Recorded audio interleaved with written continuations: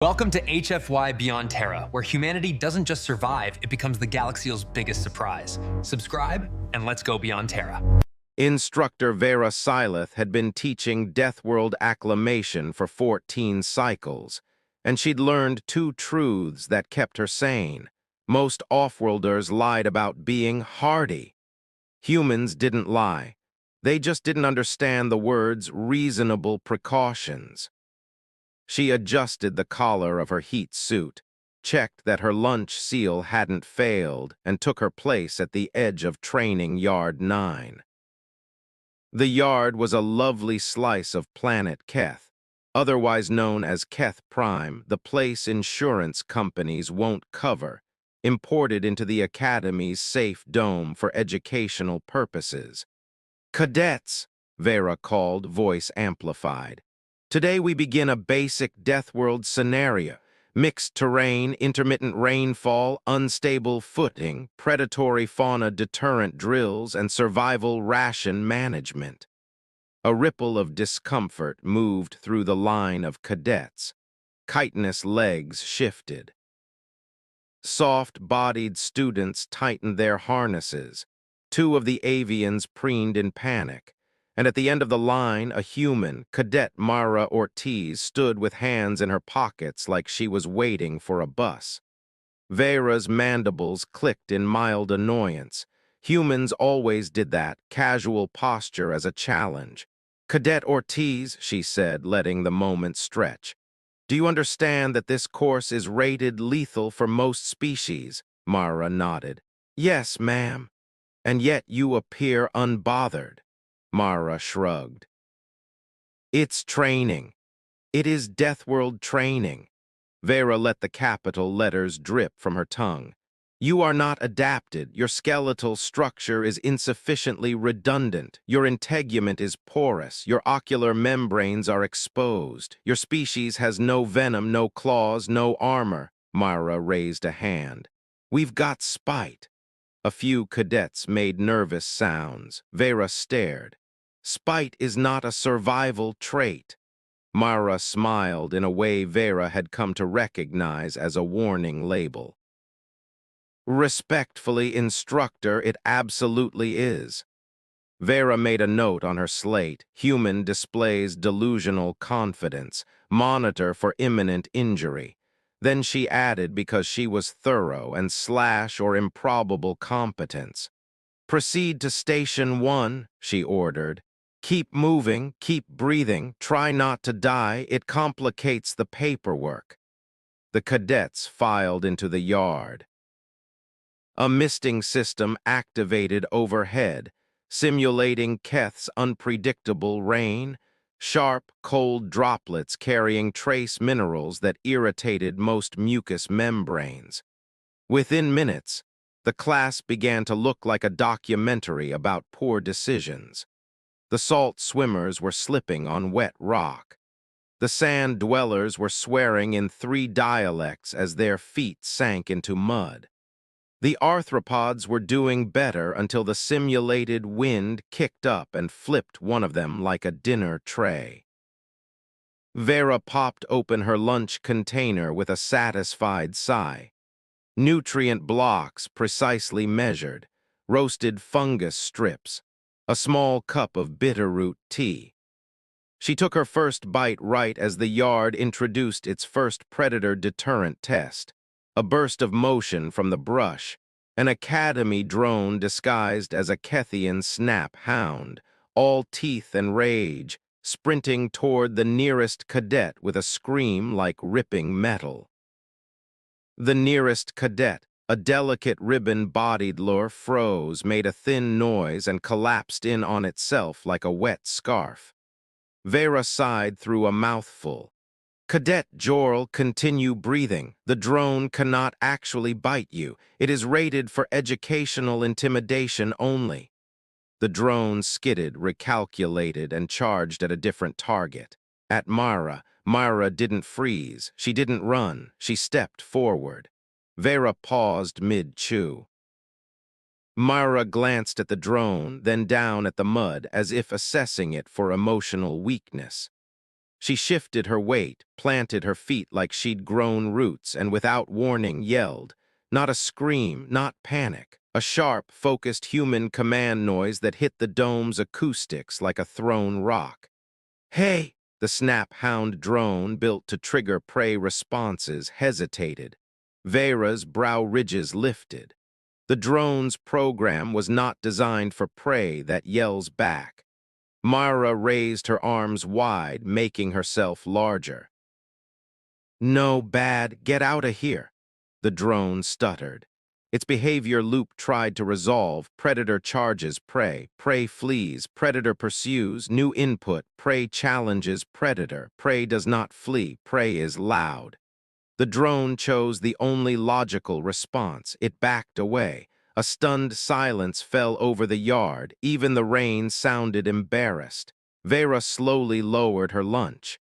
Cadet Ortiz, she said, voice calm in the way instructors got when deciding whether to file a report or a confession. Explain. Mara shrugged again. Dogs? That is not a dog. Sure, Mara said, but it's acting like one. The drone attempted a second charge as if remembering it had a reputation. Mara scooped up a fist-sized clod of mud and threw it with startling accuracy. The mud hit the drone's snout. Its sensors registered impact. The drone made a noise best described as offended machinery and retreated into the brush. One of the avians whispered, "The human has asserted dominance over the apex predator." It is not an apex predator, Vera snapped automatically, though she couldn't quite convince herself anymore.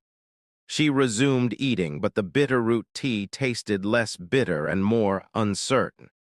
At Station 2, cadets were required to traverse unstable terrain, loose stones on a slanted incline with safe handholds that occasionally collapsed to simulate erosion. 2 cadets fell. Harnesses caught them. They dangled, squeaking. Mara climbed like gravity was a polite suggestion. Halfway up, she stopped to help a trembling molluscoid student reposition their suction pads. Breathe, Mara told them. 1 step at a time. The molluscoid nodded, visibly calmer. Vera watched, mouth slightly open. Humans were supposed to be reckless, that was the rumor. But this one was reckless and helpful, like a knife that also gave motivational speeches. Station 3 introduced ration discipline.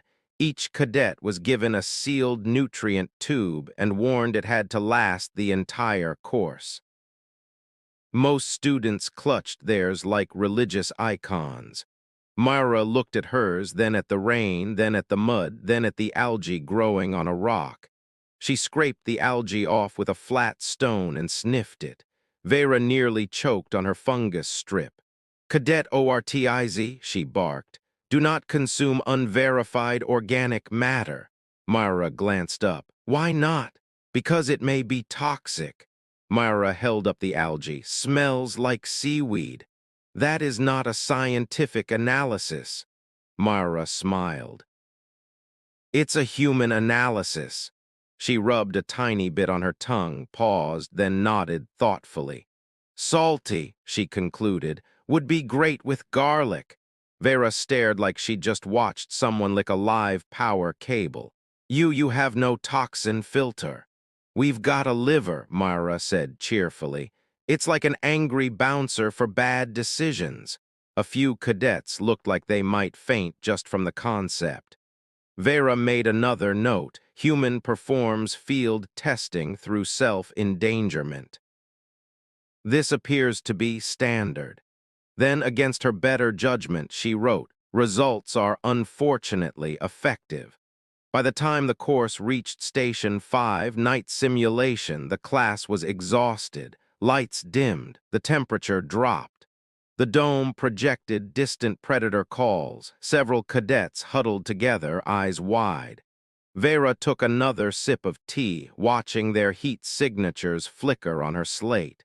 She was already drafting the speech she gave every cycle. This training is not meant to shame you. It is meant to teach you. Deathworlds do not care about your pride. Then Mara did something that made Vera set her tea down with the care of someone placing a glass on a very expensive table. Mara began humming, softly at first, a simple melody. Then she added words, low, steady, rhythmic, something about roads and carrying burdens and not being dead yet. The cadets, trembling, listened. And then, impossibly, some of them began to relax, not because the environment was safer, it was, but because the human was there, humming like the darkness was just a rude roommate and not an existential threat. Vera felt, very briefly, something like irritation, not at Mara, at herself, because she'd told the class, told everyone every cycle that humans couldn't survive Deathworld training. And she'd believed it, too, not out of malice, out of certainty, out of biology. But the human wasn't surviving by being stronger or faster or armored.